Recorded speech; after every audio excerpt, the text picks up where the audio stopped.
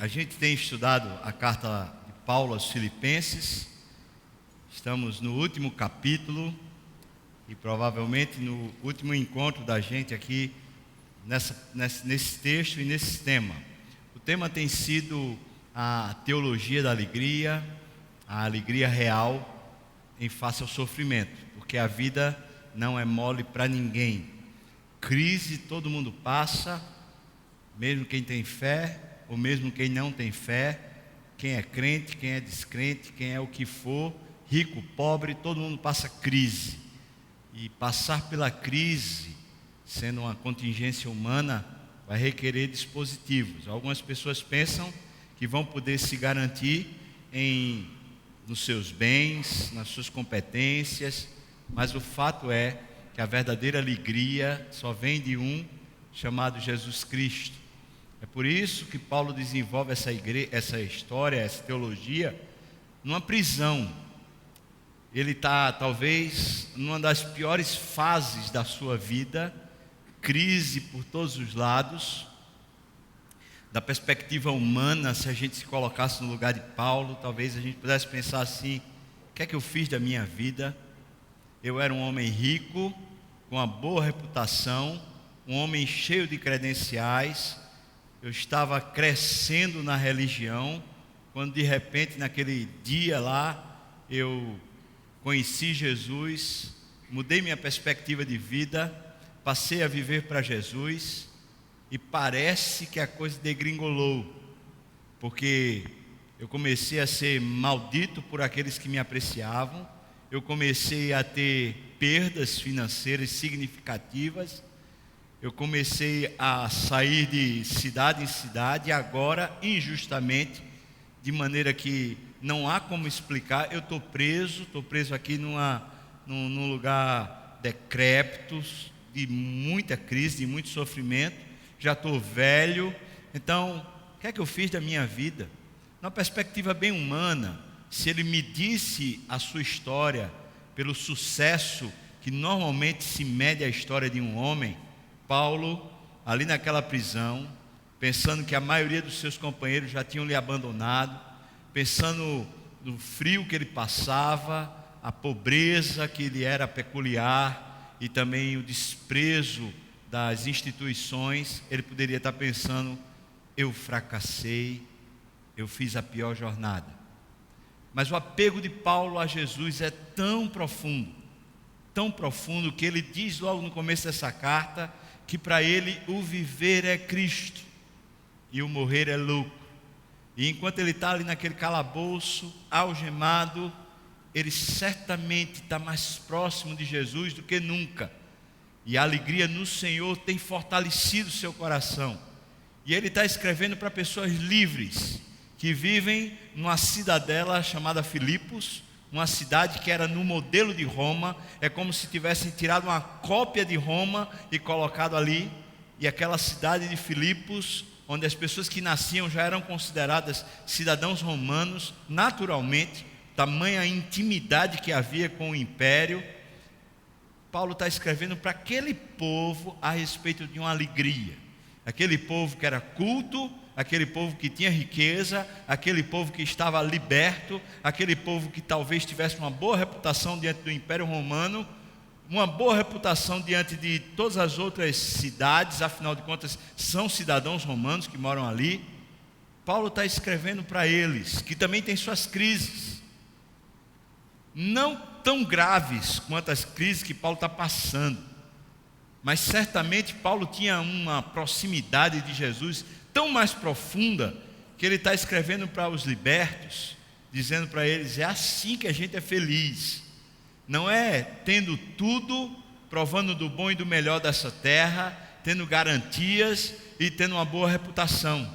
Essas coisas são boas, a gente não pode desprezá-las, mas elas não garantem a alegria de seu ninguém. O que garante a alegria da alma humana, da existência humana, certamente é uma coisa só: é o Senhor Jesus. Pessoas que são apegadas a Jesus, que caminham com Jesus, mesmo passando pela maior dor da perda, perder um parente ou uma pessoa muito amada, de repente um marido, uma esposa, um irmão querido, um pai, uma mãe, um filho, mesmo perdendo pessoas muito queridas, certamente são consoladas, são recebidas, são tratadas com um poder de Deus magnífico, extraordinário, que faz a pessoa se sentir plena.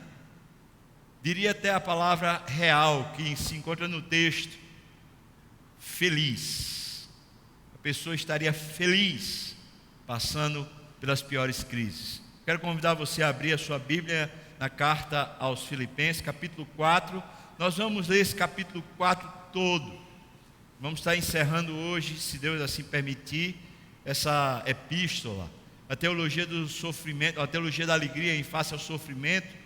Nós vamos ver que um espírito, uma alma, um coração que está colocado no senhorio de Cristo. Pessoas que se colocam debaixo do senhorio de Cristo, certamente conseguem provar paz, conseguem provar alegria em face ao sofrimento. Capítulo 4 da carta de Paulo aos Filipenses, nós vamos ler o capítulo todo. Nós vamos destrinchar esse capítulo em 3 partes, as 3 partes certamente mais significativas, para a gente entender o senhorio de Cristo na alma humana. Diz assim a palavra do Senhor, a partir do primeiro versículo até o último do capítulo 4. Portanto, meus amados, meus irmãos, estou com muita saudade de vocês, muito saudosos. A minha alegria e coroa, sim, amados, permanecei deste modo, firmes no Senhor. Agora entenda que Paulo não está falando apenas firmes numa pessoa chamada Jesus, firmes apenas numa história de um homem maravilhoso chamado Jesus, mas ele escolhe a maneira certa de se aproximar desse Jesus. É por isso que ele diz firmes no Senhor. Não apenas firmes em Jesus, mas firmes naquilo que Jesus de fato é, Senhor. E o Senhor manda, e o Senhor governa, e o Senhor estabelece, e o Senhor domina. Estejam firmes no governo dele, firmes na liderança dele, firmes na conduta dele. Estejam firmes. Versículo 2 diz: eu rogo a Evódia, e também rogo a Sinti, que a palavra rogo aqui tem uma expressão de força, de alguém que está clamando, está pedindo com ênfase: por favor, faça isso. Rogo a Evódia, rogo a Sinti que pensem concordemente, mais uma vez a palavra usada é Senhor, que pensem de maneira concorde no senhorio de Jesus. Versículo 3: a ti, fiel companheiro de julgo. A gente não sabe quem é essa pessoa, Paulo não diz, mas certamente alguém que mora lá em Filipe e é liderança daquela igreja. A ti, fiel companheiro de julgo, também peço que as auxilies, pois juntas, Evódia e Sintique, se esforçaram comigo no Evangelho, também com Clemente, com os demais cooperadores meus, cujos nomes se encontram no livro da vida.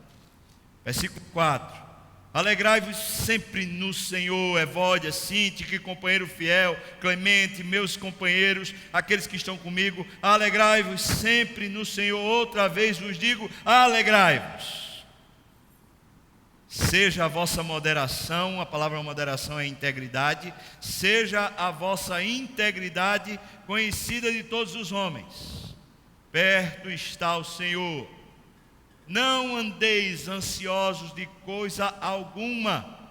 Em tudo, porém, sejam conhecidas diante de Deus as vossas petições, pela oração e pela súplica, com ações de graça. E a paz de Deus, que excede todo o entendimento, guardará os vossos corações e as vossas mentes em Cristo Jesus. Agora não é a palavra Senhor, mas é a pessoa, é o carinho e o amor dela. Versículo 8: finalmente, irmãos, tudo o que é verdadeiro, tudo o que é respeitável, tudo que é justo, tudo que é puro, tudo que é amável, tudo que é de boa fama, se alguma virtude há, se algum louvor existe, seja isto que ocupe o vosso pensamento. O que também aprendeste, recebeste e ouviste, e vistes em mim, isso praticai, e o Deus da paz será convosco. Alegrei-me sobremaneira no Senhor, porque agora, uma vez mais, renovaste a meu favor o vosso cuidado, o qual também já tinhais antes, mas vos faltava oportunidade. Eu digo isso, não por causa da pobreza, porque eu aprendi a viver contente em toda e qualquer situação. Eu sei estar humilhado, como também ser honrado. De tudo, de todas as circunstâncias já tenho experiência, tanto de fartura como de fome, assim de abundância como de escassez. Versículo 13. Tudo posso naquele que me fortalece. Todavia, fizeste bem associando-vos na minha tribulação. E sabeis também vós, ó Filipenses, que no início do Evangelho, quando parti da Macedônia, nenhuma igreja se associou comigo no tocante a dar e receber, senão unicamente vós outros. Porque até para Tessalônica mandaste não somente uma vez, mas duas, o bastante para as minhas necessidades. A igreja de Filipos dava oferta, pelo menos por 2 vezes deram ofertas a Paulo, para o ministério dele, mesmo ele estando numa cidade próspera como Tessalônica. Versículo 17. Não que eu, veja só o que está no coração dele, não que eu procure o donativo, ou receber a oferta de vocês, mas o que realmente me interessa é o fruto que aumente o vosso crédito, ou seja, o que me interessa é que o trabalho seja feito na vida de vocês. É isso. Versículo 18. Recebi tudo, eu tenho abundância, eu estou suprido, desde que Epafrodito me passou às mãos o que me veio da vossa parte, como um aroma suave, e também como um sacrifício aceitável e aprazível a Deus. E o meu Deus, segundo a sua riqueza em glória, há de suprir em Cristo Jesus cada uma das vossas necessidades. Ora, o nosso Deus e Pai, seja a glória pelos séculos dos séculos. Amém. Saudai cada um dos santos em Cristo Jesus. Os irmãos que se acham comigo vos saúdam. Todos os santos vos saúdam, especialmente os da casa do imperador César. Talvez os oficiais que se converteram na prisão de Paulo. Versículo 23. A graça do Senhor Jesus Cristo seja com o vosso espírito. Amém. Vamos orar, irmãos. Pai, obrigado pelas ofertas, pela dedicação dos dízimos de cada um dos irmãos, e obrigado pela tua fidelidade de nos trazer até aqui. Obrigado pelo batismo também, Senhor, pelos louvores, por cada parte desse culto que integrou até agora, Senhor.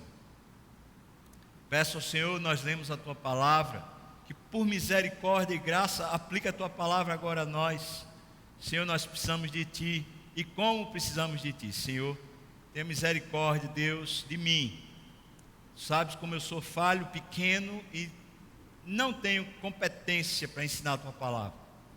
Mas eu tenho teu Espírito e peço por ele, que o poder dele, a excelência dele, a competência dele seja maior do que tudo que em mim impede, Pai. E que também cada um dos meus irmãos aqui possam abundar e fluir no Espírito do Senhor, Pai. No nome de Jesus, amém, amém e amém. Paulo sabe que normalmente as coisas pequenas, não necessariamente as grandes, são as que têm mais capacidade de minar a nossa alegria. Na maior parte do tempo, as grandes notícias, as piores notícias, elas chegam quase sempre de uma vez. E elas, quando chegam de uma vez, parece que a gente tem ali um primeiro momento de muita dor, e depois meio que a gente se acostuma. Mas o mais difícil parece ser aquelas situações que vão se arrastando, vão minando as nossas forças. Aquela coisa que parece que nunca se resolve. Ela não é grande, não é um grande problema, mas é uma dor constante, como um espinho na carne. Como se a gente tivesse furado o dedo e ficou lá aquilo que furou o nosso dedo e portanto depois inflamou e continuou doendo, e continuou doendo, e continuou doendo. Parece que é esse tipo de dor, esse negócio que é pequeno, mas é contínuo, parece que tem um poder de minar a nossa alegria ainda mais do que as piores dores, do que os piores sofrimentos. E nesse final da carta, Paulo parece estar tratando de alguns assuntos que têm muito poder para minar a nossa alegria no Senhor. E essas coisas que têm poder para minar a nossa alegria no Senhor, elas precisam ser tratadas. Assim como um espinho que ficou na nossa carne precisa ser tirado. E às vezes se houve algum processo ali de inflamação, precisa também ser tratada a inflamação, a fim de que a gente recupere a saúde. As coisas que são pequenas e vão inflamando o nosso coração, elas também precisam ser tratadas, a fim de que a gente tenha saúde, saúde real, saúde para alegria no Senhor, fortalecer a nossa vida. Então, o que Paulo está tratando, me parece, não ser as coisas maiores, mas são as coisas do dia a dia, as coisas com as quais nós nos deparamos na vida comum. Não é um acidente, não é uma crise assim estabelecida, gigante, mas a coisinha pequena, miúda, que vai minando as nossas forças. Primeira coisa que ele parece tratar são desentendimentos interpessoais. Na igreja acontecem desentendimentos interpessoais, às vezes de pessoas que querem trabalhar, querem elaborar, às vezes de pessoas que já laboraram, que já trabalharam, que já se dedicaram, pessoas às vezes comprometidas, esforçadas, pessoas responsáveis, pessoas preciosas à vida da igreja e à vida do ministério do Senhor Jesus. Mas também acontece esse mesmo tipo de luta, de combate, de tristeza entre pessoas que estão morando na mesma casa, às vezes marido e esposa, às vezes pais com filhos. Esse tipo de desentendimento acontece e vai minando a alegria, vai minando a capacidade da gente continuar bem. O marido que está em crise com a esposa não sente prazer em voltar para sua casa, assim como a mulher que está em crise com o marido não sente alegria em repousar a sua cabeça ao lado do seu marido. O fato é que desentendimentos interpessoais são muito capazes de minar a nossa capacidade de nos alegrarmos. Paulo então diz: eu peço, eu rogo, eu clamo a Evódia e Sintique, pelo que ele relata depois, duas mulheres muito preciosas na cidade de Filipos, duas mulheres muito operosas, bênção do Senhor na vida da igreja. E Paulo não diz qual foi o problema, mas diz que tanto Evódia como Sintique se desentenderam. Elas não estavam conseguindo pensar em harmonia, elas estavam cada uma com a sua opinião. E normalmente quando se trata de líderes que estão com opiniões divergentes, parece que é mais difícil ainda a questão ser tratada. Afinal de contas, parece que todos dois têm razão. A e B têm razão.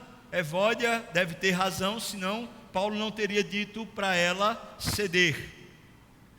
Sintique deve ter razão, senão Paulo não teria pedido para ela ceder. Como fazer para a gente reconciliar o coração quando há um desentendimento onde a gente sabe que a gente tem razão?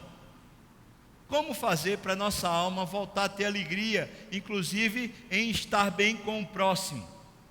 Paulo então pede a elas que elas pensem concordemente no Senhor e pede a um homem, um fiel companheiro de jugo, que a gente não sabe quem é essa pessoa, que as auxilie, mas as auxilie na disposição que Paulo está entregando para elas. Qual é a disposição que pode fazer o nosso coração voltar a pensar em harmonia? Ele diz: pensem concordemente no Senhor Jesus. Ou seja, não se trata apenas da gente simplesmente fazer as pazes, mas se trata de uma revolução de postura, Um coração que não consegue se submeter ao senhorio maior, ao domínio de Jesus, certamente terá dificuldade de se alinhar e se comprometer com qualquer outro. Então, Evódia, para de ser dona da verdade. Sintique, para de ser dona da verdade. Vocês precisam ambas, nas verdades que vocês têm, naquilo que vocês reputam como sendo o grande ponto. Vocês precisam ceder, não ceder a outra, não ceder a uma heresia, não ceder a um pensamento leviano, mas vocês precisam ceder ao domínio de Jesus. Deixa Jesus dominar a mente de vocês, deixa Jesus dominar a leitura da Bíblia de vocês, deixa Jesus dominar as opiniões de vocês, porque certamente vocês vão chegar num ponto de encontro. E parece que esse fiel companheiro de jugo deveria ajudar ambas a pensarem no senhorio de Jesus. Ou seja, o ponto que faz o nosso coração restaurar a comunhão não é simplesmente a gente ceder ou a gente abraçar, mas é a gente renovar a mente. Nossa mente precisa ser colocada de novo sobre aquele que comanda as nossas opiniões. Aquele que comanda a opinião do homem, aquele que comanda a opinião da mulher, aquele que comanda a opinião dos pais e comanda a opinião dos filhos, aquele que comanda a opinião da igreja, tem que comandar a opinião do conselho, tem que comandar a opinião do pastor, tem que comandar a opinião dos líderes, todos. Se Jesus não for o ponto de encontro, não o Jesus meloso, não o Jesus aquele boa pessoa, ele é real também, mas o que Paulo diz é, o ponto de encontro é um Jesus que domina, que tem uma opinião forte, que determina, que é Senhor. Esse é o primeiro ponto. A gente está precisando de reconciliação com alguém, a gente está precisando que o nosso coração volte a ter paz nos relacionamentos. A única maneira disso acontecer, pela perspectiva paulina, é que a gente volte a deixar Jesus dominar a nossa mente. Deixa Jesus dominar os nossos impulsos, as nossas vontades, aquilo que a gente entende como certo. Deixa Jesus dominar. Quando Ele domina, certamente a gente é capaz de ceder. Igreja precisa pensar nisso. Às vezes é muito difícil na igreja a gente conseguir que todos pensem iguais. E nem é necessário. Mas é necessário sim, para uma igreja ter harmonia, para uma igreja ter unidade, que todos pensem com o mesmo tipo de disposição. Jesus é o comandante, o que Ele mandar, a gente obedece. Bênção do Senhor. Isso cura a nossa alma, restaura o nosso coração. Então eu preciso fazer uma aplicação aqui. Homens, vocês estão aqui, vocês que são casados, sinceramente você acha que a sua opinião é a melhor opinião para conduzir sua casa? Sinceramente você acha que a sua opinião é a melhor opinião para conduzir o coração da sua esposa? Você acha que a maneira que você pensa a respeito dos assuntos, os assuntos cruciais da vida, você acha que essa maneira de pensar é a melhor maneira de conduzir a vida?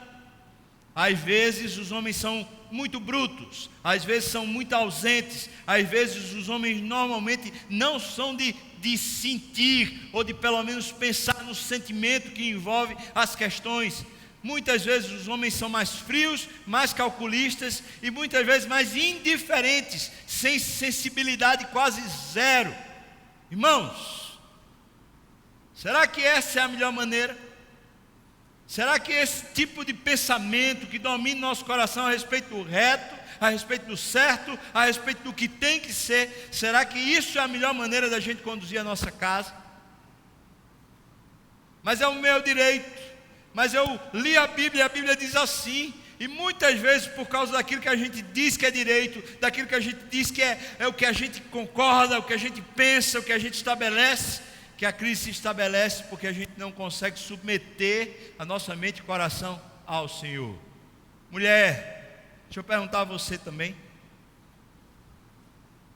Você tem certeza que esse cuidado, esse frenesi que habita no seu coração, essa inquietação a respeito da vida, você tem certeza que esse tipo de pensamento agoniado, angustiante que domina você e lhe impulsiona, empurrando muitas vezes seu marido, empurrando seus filhos, empurrando você, você tem certeza que esse tipo de sentimento e pensamento é o melhor para a sua casa?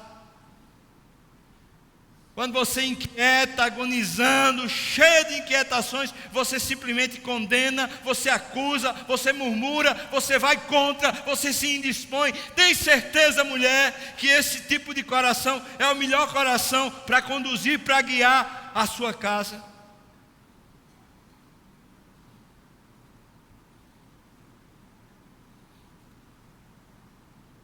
Mulheres, maridos, pensem concordemente no Senhor. Filhos, às vezes a gente não sabe por que nossos pais estão fazendo dessa maneira, por que os nossos pais estão pensando dessa maneira, e é fácil os filhos chegarem e reputarem para os pais a seguinte questão: esse pessoal é de outra geração, esse pessoal é arcaico, esse pessoal não consegue pensar como a gente pensa.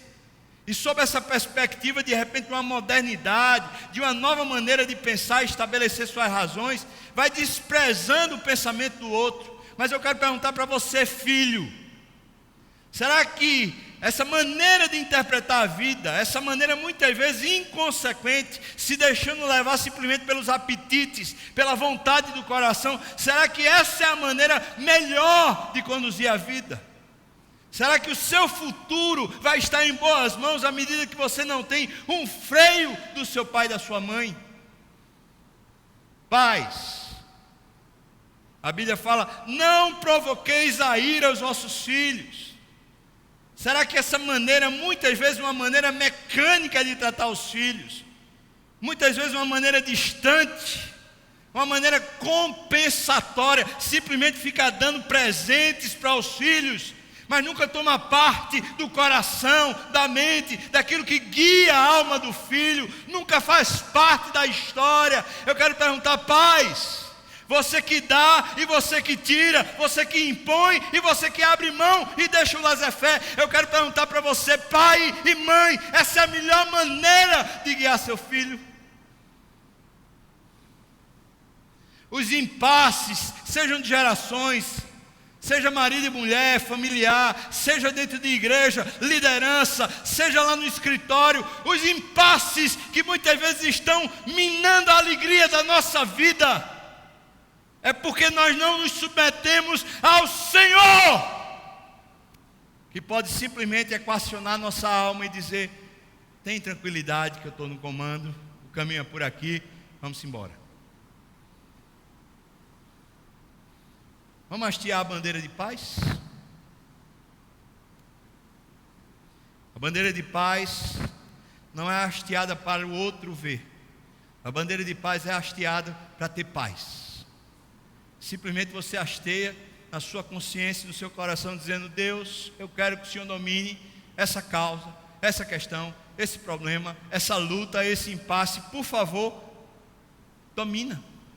O que é que o Senhor quer? Faça do jeito que o Senhor quiser, domine, Senhor, e eu vou ficar em paz. Hasteie, no nome de Jesus, a bandeira de paz, a fim de que tenha paz. Eu tenho certeza que o versículo 4 começa a ser realidade no coração da gente. Alegrai-vos sempre no Senhor. Outra vez eu vos digo, alegrai-vos. Tenho certeza que quando o senhorio de Cristo começa a tomar conta da nossa alma, a paz que vem proveniente dEle, proveniente da pessoa, da presença e da liderança dEle, traz alegria. O senhorio de Jesus completa o nosso ser, preenche a nossa alma e traz alegria, como Paulo podia sentir na prisão. Alegrai-vos. E quando eu fiz o texto lá, estudando aquele negócio todo, eu fiquei pensando assim: que coisa mais louca é essa? Como é que o cara, inspirado pelo Espírito Santo, começa a dizer para uma igreja, para um grupo, para uma congregação, diz assim: eu quero que o sentimento de vocês seja imperativo. Como é que se manda se alegrar?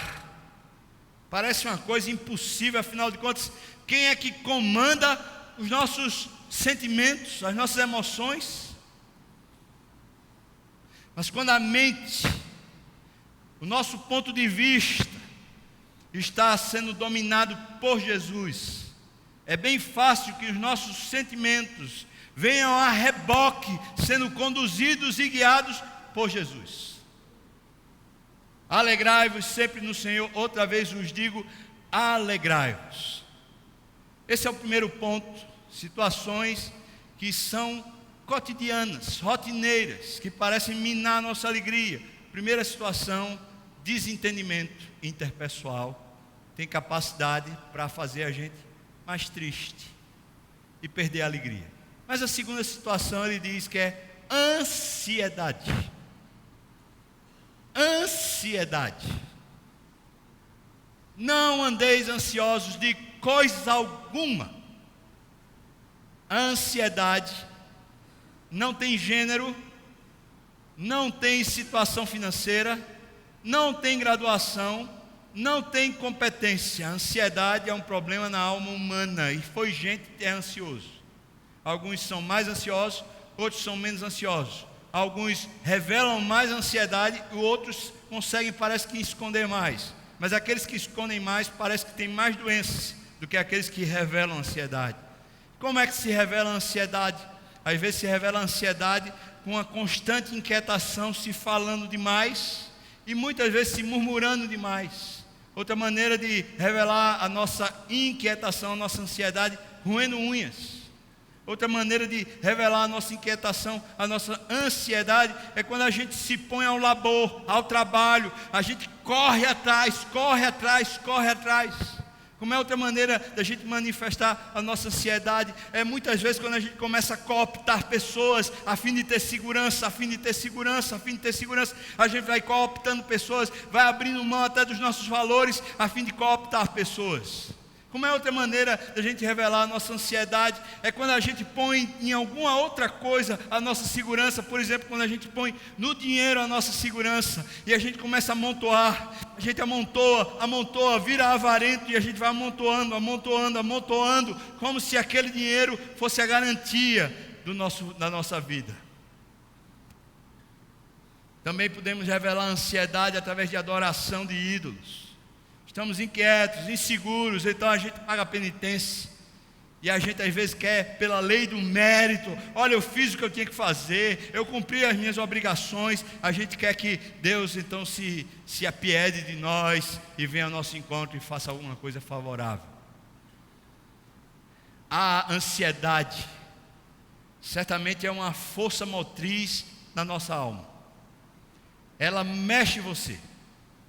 Ela destrói você e vai minando você por dentro, vai tirando a alegria do seu coração. E é impressionante que a maior parte da nossa ansiedade, ela não se constitui num fator definitivo ou real ou conclusivo. Ou seja, a gente está ansioso, mas muito do que estamos ansiosos a respeito do que vai acontecer, a respeito do que vai ser, a respeito do que a gente supõe, nunca vai acontecer. Alguns estudiosos disseram que pelo menos 70% daquilo que a gente supõe que vai acontecer, que nos causa ansiedade, nunca vai acontecer de verdade. Então a gente pode dizer que pelo menos 2/3 da nossa ansiedade, ela não tem sequer motivo para existir. Pelo menos 2/3. Isso quer dizer que a maioria das nossas murmurações, a maioria das nossas inquietações, a maioria dos nossos corre-corre, a maioria das nossas queixas, elas não têm motivos reais para existirem. Elas são invenção da nossa alma, querendo garantir o futuro, querendo garantir a alegria, querendo garantir o bem-estar. E é impressionante como a gente é um ser caído mesmo, como o pecado destruiu a nossa alma. Porque a fim de sermos felizes, nós temos um bichinho, germe terrível na nossa alma que nos causa ansiedade.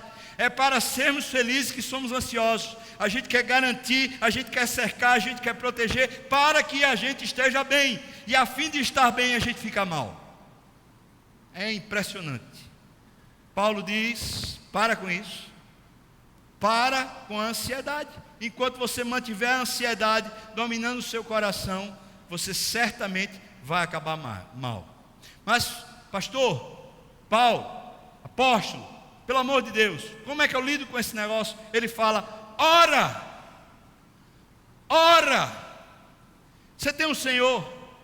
Você crê no que a gente leu aqui em Isaías 40? A sua causa não passa descoberta aos olhos do reto juiz. O Senhor que criou os céus e a terra sabe o que você necessita. Você crê que Deus tem domínio sobre cada estrela do céu e chama todos os astros da amplidão pelo nome e nenhum deles vem a faltar? Você crê que Deus faz nascer o sol a cada manhã? Você crê que Deus é quem domina as forças da natureza? Você crê que Deus é quem põe e depõe príncipes nos seus tronos e nos seus governos? Você crê que o seu juízo, que a sua justiça, que o seu direito não passa despercebido aos olhos do Senhor? Se crê, para que ansiedade? Para quê? Se você crê, para que ansiedade? Ora, bichinho veio, começou a agoniar. A mulher na hora já está agoniada, está nervosa. Eu não sei o que eu faço com esses meninos. E aí vai e descarrega no marido, ou descarrega nos filhos. E vê a conta e não tem como pagar, e a agonia está tomando conta, e vai e começa a blasfemar, e começa a falar mal, e começa a ligar para um, ligar para outro, e vai dar um jeitinho, e manobra, e articula, a fim de suprir aquilo que Deus já viu.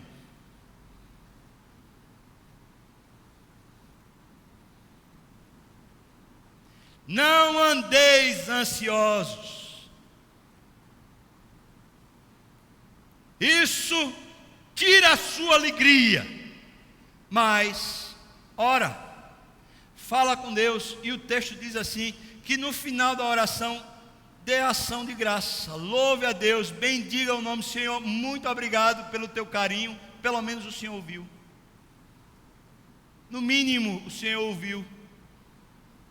Eu digo a você, irmão, não é apenas baseado em experiência, mas é baseado na palavra. Eu digo a você, que pessoas que com orações e súplicas apresentam diante do Senhor a sua causa, aquilo que está deixando inquieto, deixando inseguro, pessoas que têm a coragem de falar com o Rei da Glória, pessoas que têm a coragem de submeter o coração diante do Senhor, certamente a alegria lhe é restaurada.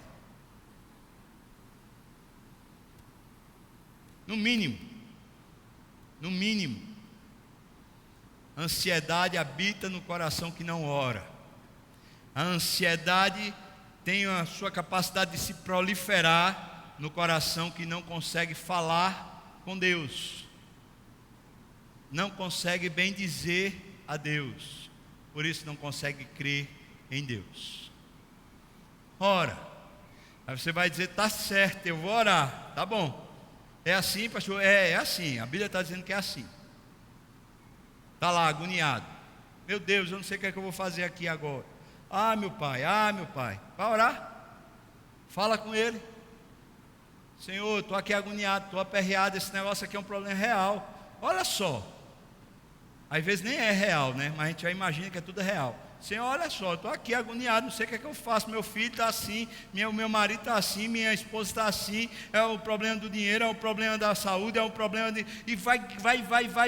E critica o governo, e critica todo mundo, e critica A, B e C. E aquela alma agoniada, doente, maldizente, que sai dilacerando todo mundo. Parece que ninguém consegue conviver bem com o ansioso. Ninguém. E no final das contas vai lá e joga esse negócio todo, essa podridão toda que está dilacerando a sua alma, lança diante do Senhor. Mas fala mesmo, fala. Mas não basta só falar, colocar. Você precisa renovar a mente. E do jeito que é vó de Cinti, que precisam pensar concordemente no Senhor, o ansioso também precisa ter uma revolução no pensamento. E a revolução no pensamento se passa por você aprender a guardar no coração a palavra de Deus. Tem pessoas que acham que a narrativa de Paulo aqui é falando daqueles textos de autoajuda, aquele tipo de pensamento bom, de você ler aquelas mensagens que vêm, cheias de coisa boa, falando de esperança, falando de futuro, de um bocado de abobrinha que não garante nada para ninguém e é um vazio medonho e miserável. Quando ele fala aqui do que é bom, do que é perfeito, do que é agradável, daquilo que tem boa fama, boa reputação, seja isso que ocupe o vosso pensamento. Quando Paulo está falando disso, ele está falando da palavra de Deus. Aprender a guardar a palavra de Deus. Tem uma pessoa aqui da igreja, falou assim para mim: pastor, eu tenho dificuldade com esse negócio, me ajuda por favor. Falo: como lhe ajudo? Eu vou ler a Bíblia. O senhor pode pelo menos assim, vez por outra, perguntar para mim assim, o que é que eu estou lendo? Só para eu me sentir assim cobrado. Falei: que caba corajoso. Tá bom. Eu vou perguntar para você, vez por outra, como é que você está lendo, o que é que você está lendo, como é que Deus está falando no seu coração. E a pessoa essa semana, ontem, quando eu mandei um WhatsApp cobrando lá: e aí, como é que está? Tudo certo? O que é que está aprendendo? A pessoa mandou a seguinte mensagem: eu estou lendo diariamente a palavra, e durante o dia, aquilo que eu entendi e aquilo que eu não entendi, eu faço questão de fazer voltar a minha mente. Eu fico pensando naquele negócio. Deus disse isso mesmo? Deus quer isso mesmo? Como assim? Isso é estranho para mim. E a alma dele está se alimentando daquilo que a palavra de Deus diz. Ele lê de manhã, mas quando está no trânsito, ele está pensando: será que aquele negócio que a Bíblia disse lá é desse jeito mesmo? Eu estou imaginando aqui, será que é? E ele diz que vez por outra, durante o dia, ele vai lá e abre de novo, só para tirar dúvida: eita, é isso mesmo? Eita, não, eu estou pensando, eu guardei errado, é de outro jeito. E vai lá e repõe, refaz a maneira de pensar.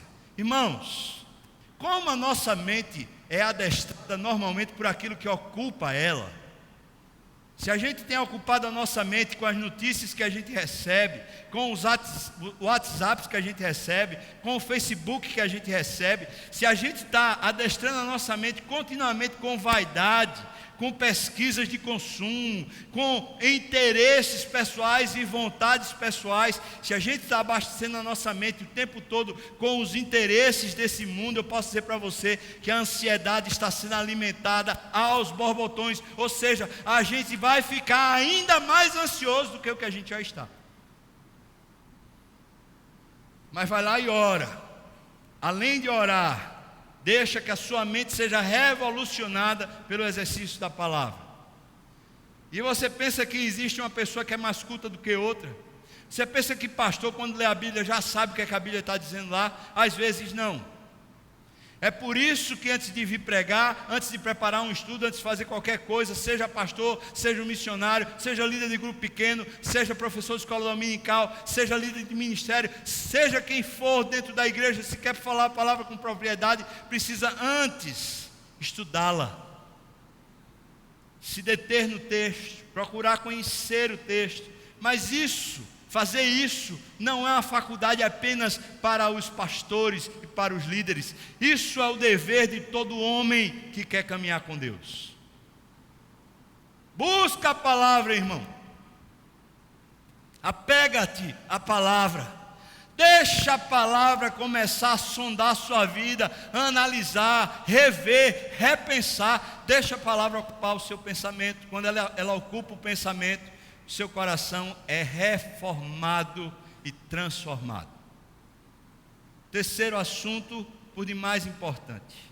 Primeiro assunto são problemas interpessoais que têm a capacidade de minar a nossa alegria. Segundo assunto é a ansiedade, que é uma questão pessoal, mas que tem um poder imenso de fazer a gente perder a alegria. Mas o terceiro assunto é a questão da pobreza, ou a questão do ganho, do bem material, do sustento material. E Paulo diz que está muito feliz porque ele recebeu, não apenas uma vez, é a terceira vez que Paulo recebe da igreja de Filipe algum tipo de oferta porque ele estava numa pobreza extrema e a oferta chegou a fim de que ele tivesse a sua manutenção, o seu pão, o seu alimento, as suas condições supridas.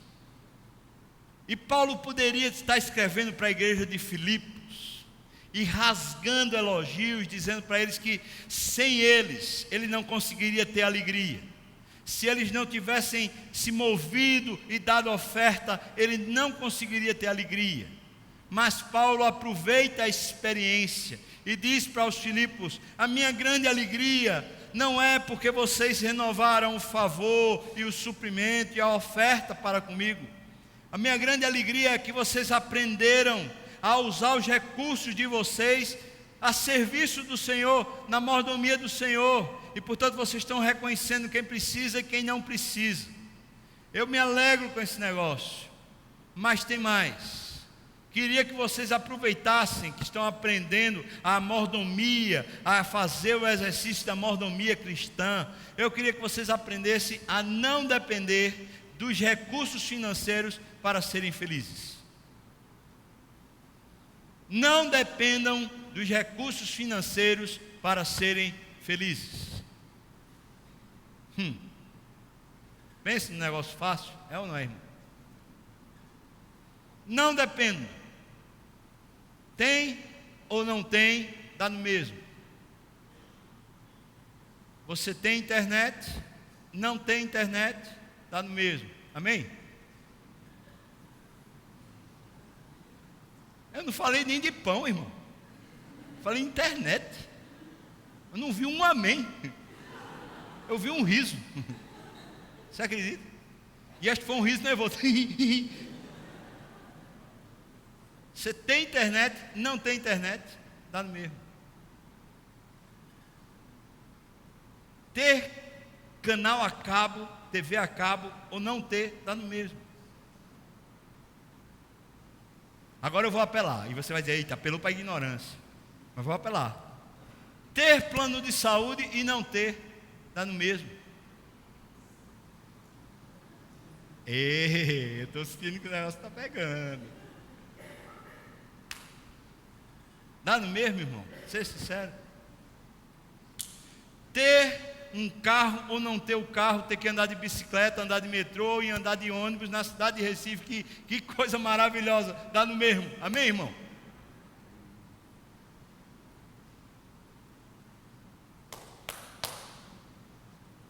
Até agora, veja que eu falei de plano de saúde, eu não falei de ter saúde ou não ter saúde. Até agora eu falei de coisas que são fruto da nossa época,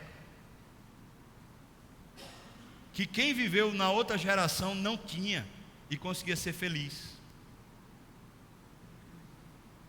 Quem não tinha plano de saúde 50 anos atrás estava feliz. Aí você diz também: no SUS não era feito hoje. Não, pastor. Tem certeza? Nem internet existia e o povo era feliz. Nem TV a cabo existia e se era feliz. Não tinha Facebook, não tinha WhatsApp, não tinha Instagram, não tinha essas parafernália toda, não tinha esse celular, vou chamar aqui de maldito só por força de expressão, mas esse negócio que tem aprisionado pessoas ao ponto das pessoas não conseguirem mais olhar a pessoa que está na frente, porque só consegue ver quem está distante pelo WhatsApp ou pela mensagem lá. Irmãos, eu e você somos prisioneiros de vaidades. Somos prisioneiros. Eu não estou dizendo que a gente precisa não ter, mas o que eu estou dizendo é que a gente não precisa ter. Mas supostamente, se a gente fosse elencar uma lista de necessidades, a gente colocaria essas coisas lá como sendo essenciais. A gente nem pensa mais no pão, no alimento ali, nem pensa. Nem pensa mais necessariamente assim, e no teto, na roupa. Como se essas coisas assim, já a gente nem pensasse, porque o que é hoje necessário mesmo, o que é? Não é só a roupa, mas tem que ter a etiquetazinha, não é? Não basta ter o carro, tem que ser aquele carro, é ou não é? Não basta ter internet. A internet é aqui 2G, 3G, sei lá se tem 2G. Tem que ser 4G Plus, Hiper Mega Plus, Violeta, Genesiana. Amém, irmão? Ou não? Porque senão não serve, tem que ser aquela pipoco. Não dá para ser 10 megas, tem que ser 25 megas, 50 megas, tem que estourar o cabo, porque senão a gente não está feliz. É assim ou não é? Aí vem um celular, aquele modelo top. Você está com um modelo top, novinho, o celular, aquele padrão, não sei o que lá. Aí lança lá, a Apple lança um novo, é o pipoco, ele tem uma câmera de 4K, de não sei o que é uma velocidade das estrelas. Você nem vê a mensagem, já passa, aquele negócio. Você fala, é esse. Era tudo que eu precisava, era esse. E agora eu não consigo viver sem ele. Amém, irmão? Deixa eu dizer uma coisa para você, não é pecado ter nada disso. Se Deus está lhe dando, se você pode ter, tenha. Mas quando a nossa felicidade depende de ter, rapaz, a gente vai ter a nossa alegria sendo roubada de nós, porque todos nós perdemos coisas, todos nós. A vida não é uma linha reta de crescimento de coisas na nossa vida. Tem hora que a gente cresce, tem hora que a gente decresce, tem hora que a gente cresce, tem hora que a gente decresce. Nós perdemos coisas, somos roubados, somos injustiçados, nós perdemos recursos, perdemos emprego, perdemos uma mordomia, perdemos, e quando perdemos, o que é que acontece conosco? Parece que a vida perde o sentido de existir. Paulo diz assim, olha, eu aprendi, esse negócio não foi fácil para mim não, eu tive que gastar empenho, dedicação para aprender a estar feliz em toda e qualquer situação. Toda situação. Tanto na abundância, naqueles ups, de repente a vida cresce, um contrato novo, de repente um emprego novo, de repente um aumento, olha que bem, já pensou? Tá. Aí você diz, poxa, agora eu tenho recursos que eu nem tinha, agora eu posso sonhar com adquirir aquele negócio, fazer aquilo outro, aquele negócio que eu tinha tanta vontade há tanto tempo, agora eu posso, ai que bênção, Deus é bom e tal, e joia, muito legal mesmo, glória a Deus, Deus abençoe você e não se esqueça de dar o dízimo, tá bom? Não se esqueça. Agora, chegou a outra fase. Veio lá, petrolão, desvio, dinheiro sumiu, 175 bilhões de reais no buraco, sumiu e ninguém sabe para onde. O que é que a gente faz? Tome a falar mal, tome a se inquietar, a ansiedade dá o pico, e as crises relacionais ganham força, porque a gente não consegue aprender a estar feliz em toda e qualquer situação. Toda e qualquer situação. Tem hora que Deus usa a igreja para abençoar a gente. Estou falando só pastor não.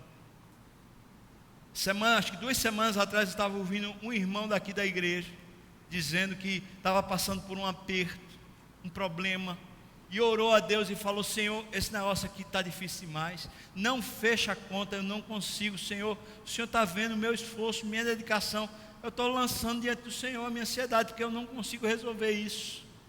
E Deus foi tão bom que moveu alguém, a pessoa nem sabia quem, Deus moveu alguém para dar uma oferta. A pessoa recebeu uma oferta de um membro da igreja, que ela nem sabe quem foi que deu aquela oferta, e de repente pagou uma conta que estava lá atrasada, que estava aperreando o coração. Deus moveu alguém e ajudou esse alguém. Meu Deus, será que isso acontece ainda hoje? Acontece, não aconteceu agora, 15 dias atrás, eu acho. Acontece comigo direto. Vez por outra, Deus olha para mim, sabe dos meus aperreios, sabe das minhas crises, vai lá e supre. Acontece com qualquer pessoa que caminhe com o Senhor. Vem um dinheiro atrasado, vem uma oferta, vem uma ajuda, vem um apoio, vem a família, chega junto, abastece, supre, oportuniza um curso, uma história, uma ideia, chega junto, porque Deus move a igreja, Deus move pessoas para beneficiar, para ajudar umas às outras. Isso é uma realidade no reino de Deus, isso é uma realidade na igreja. Deus faz isso, Deus faz. Entretanto, se a gente depender das coisas para ser feliz, a gente vai terminar sendo infeliz e nem vai conseguir ficar feliz quando Deus usar alguém. Às vezes tem pessoas tão orgulhosas que mesmo estando com necessidades, quando chega o suprimento de alguém, uma oferta, um donativo, uma bênção, a pessoa simplesmente diz: não precisa não, precisando. Só por causa do orgulho, da vaidade. Paulo diz assim: eu aprendi. Mais uma vez, uma renovação de mente. Se a gente não aprender a se submeter ao senhorio de Jesus, a alegria vai estar sempre num dispositivo meramente humano. A vida parece que vai ter que estar seguindo um padrão de fluidez da nossa vontade, tão tremendo que a gente é ali daquele jeito, tudo perfeito, a gente diz: agora eu sou feliz. Mas quando a gente se submete ao senhorio do Senhor, e Jesus, o Cristo, e Jesus, o misericordioso, o galardoador daqueles que o buscam, Jesus, o Senhor da glória, vai olhar para nós e vai nos ensinar o que de fato precisamos. E na hora do aperto, e na hora da bonança, Ele vai dizer o que precisamos. Vai nos abençoar no aperto e na fartura. Nessa hora, a gente pode botar aquela frasezinha lá no carro, naquela parte de trás do carro: tudo posso naquele que me fortalece. Nessa hora que a gente vai aprendendo a estar feliz, satisfeito por causa de Jesus, a gente vai poder botar uma frasezinha, talvez na abertura lá do nosso computador, ou talvez lá no nosso carro, ou talvez simplesmente na nossa alma: tudo posso naquele que me fortalece. Em resumo, essas coisas que minam diariamente e sorrateiramente minam a nossa alegria, elas podem ser tratadas. Elas não vão ser simplesmente um processo de oração. Alguém vem, ora, impõe as mãos e a coisa resolve. Elas precisam de tratamento. Assim como um espinho que entra na nossa carne, precisa ser tirado o espinho, e depois a inflamação, a infecção precisa ser tratada. Assim também, essas coisas que vão roubando a nossa alegria, elas precisam de tratamento. E o tratamento de todas elas, de acordo com Paulo, é baseado em Deus se tornar Senhor da nossa alma, da nossa mente, do nosso coração. E assim a gente reaprender, à luz da Bíblia e à luz da oração, reaprender a andar na vida. Se alguém aqui já é Senhor e já sabe caminhar na vida, e já é doutor na vida, e sabe explicar como ser feliz, eu duvido que esse alguém que é assim vá discordar do que Paulo está falando. Porque Paulo era doutor, Paulo era Senhor, Paulo sabia que ele estava escrevendo na prática. E se ele sabia, e se ele foi usado pelo Espírito, eu posso dizer para mim, ao ler o texto: fubá, para de nóia, para de insegurança, para de crise, para de estar assim descontente, entrega ao Senhor, reaprende a viver no Senhor, deixa a palavra permear seu coração, se entrega, para dessa crise, homem, e em nome de Jesus, volta a ser feliz. Ah, se ele fala isso comigo, ele pode falar com você ou não. Amém, irmão? Amém. Vamos orar então? Talvez você possa dizer: eu preciso hoje me submeter ao senhorio de Jesus. Eu só preciso disso, me submeter.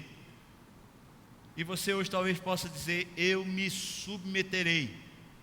Eu vou aprender a me submeter ao domínio, à vontade, ao governo de Jesus. E se você estiver dizendo isso de coração, eu queria que você ficasse de pé, porque eu queria orar com você. Se alguém estiver dizendo: eu vou aprender, eu quero aprender, eu estou me dispondo a aprender, fique de pé, eu queria orar com você e por você. Deus abençoe. Amém. Amém. Pai, estamos de pé. E a nossa postura revela a nossa alma. A gente acabou de ouvir o Teu Espírito, a Tua palavra que falou conosco, nos estimulando a uma outra postura diante da vida, luta das coisas que a vida passa, Pai. Eu peço ao Senhor que falou conosco, que aplicou essa palavra à nossa realidade, que agora, Senhor, ao sair daqui, o Senhor continue aplicando, lembrando, rememorando, tranquilizando, trazendo paz. Senhor, habita ricamente nesses corações. Tua palavra instrua, admoeste, ensine, adverta.